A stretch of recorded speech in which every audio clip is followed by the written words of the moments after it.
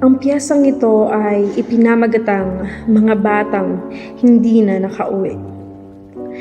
Para sa mga walang kalaban-laban sa loob ng paaralan. Sa loob ng 4 na sulok na dapat sanay ligtas. Sa loob ng silid na dapat sanay puno ng pangarap. Hindi ng dugo. Doon nangyari. Doon sila nawala. Mga batang may baon pang lapis at papel. Mga batang may pangarap pang nakasulat sa likod ng notebook. Gusto kong maging teacher. Gusto kong maging doktor. At gusto kong buhayin ang pamilya ko. Pero hindi na nila mabubuksan yung notebook na yon. Hindi na nila maisusulat yung sagot sa quiz bukas. Hindi na nila masisilayan yung recess, yung uwian, yung yakap ng nanay pagdating sa bahay kasi may pumasok. Hindi halimaw, hindi matanda, hindi adik sa kanto, kundi kapwa nila estudyante. Kaklase nila, kalaro nila nung nakaraan, katabi nila sa upuan, ng isang araw lang. Anong nangyari sa mundo? Kailan naging normal na ang lapis na palitan ng patalim? Kailan naging normal na ang bag may laman ng galit? Kailan naging normal na ang paaralan naging libingan? Mga bata sila. Walang kalaban-laban. Yung isa, 8 taong gulang lang. Kakagaling lang sa flag ceremony, kumakanta pa ng lupang hinirang. Tapos pagdating ng 10:00, wala na. Yung isa naman, nag-aabang pa ng baon. Sabi ng nanay niya, paborito mo yan anak. At hindi niya na natikman. Lumamig na lang yung adobo sa baunan. Kasabay ng katawan niya sa sahig ng classroom.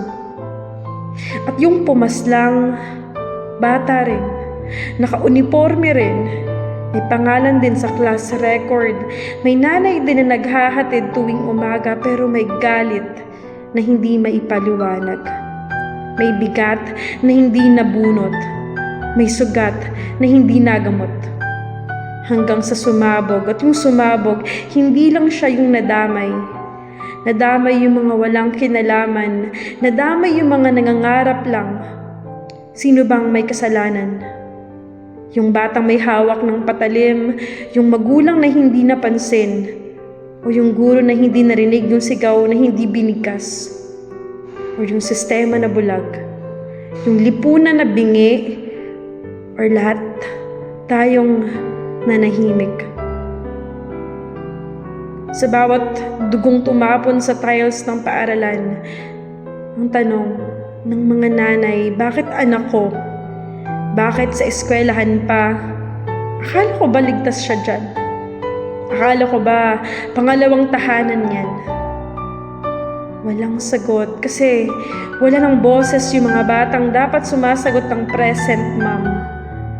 Pag tinatawag yung kanilang mga pangalan. Ngayon, sa roll call, katahimikan na lang.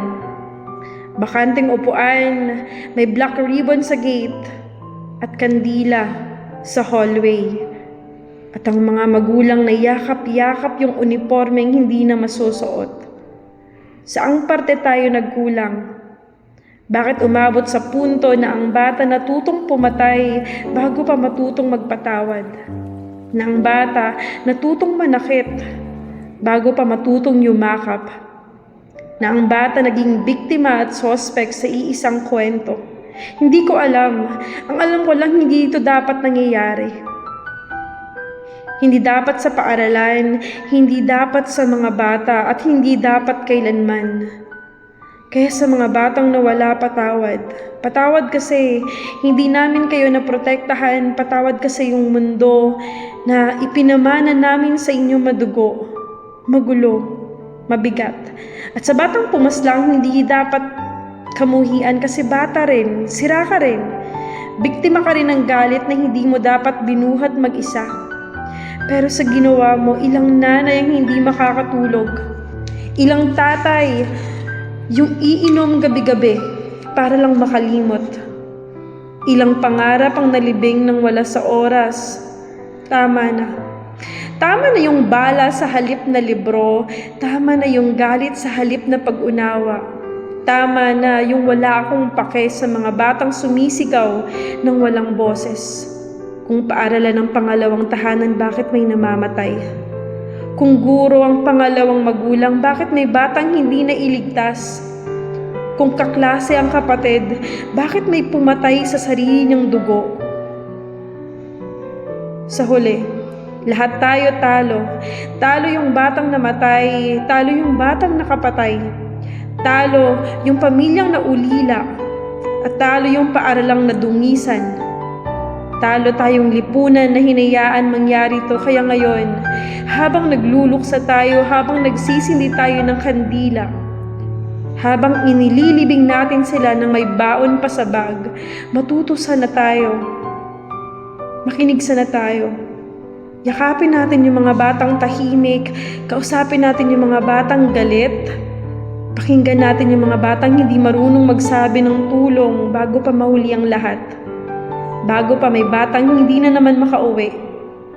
Para sa inyo, mga batang kinuha ng maaga, sa loob mismo ng dapat, sana'y kanlungan nyo. Hindi namin kayo malilimutan. Hindi dapat na ulit at hindi na dapat maulit pa. Paalam at patawad.